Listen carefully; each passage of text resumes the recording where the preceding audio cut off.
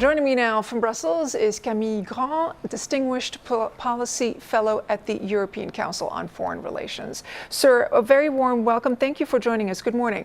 As a former NATO Assistant Secretary General for Defense Investment, what are your reflections on NATO extending a hand, but not an invitation to Ukraine? Are they kicking the can down the road? I think it's a little better than that.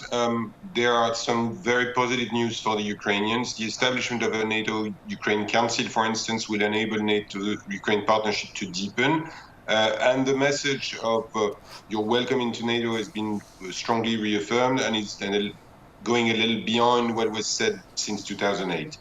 Yet, I do understand the frustration of the Ukrainians who are hoping for something a little more specific and a little more precise.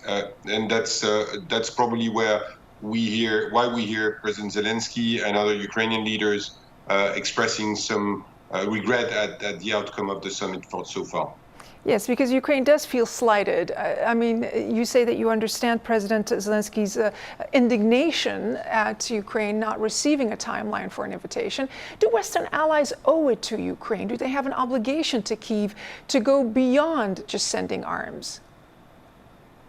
I think we could have done collectively better. Of course, there was obviously no clear consensus within the alliance for setting a date, but short of a date, we could have established a clear process. I think it is not sufficient to say you're going to be welcome when the conditions are met. We could have said we're working on these conditions and we are establishing a process under which Ukraine has a clear sign that once peace is established in a shape or form, the path towards membership will be faster.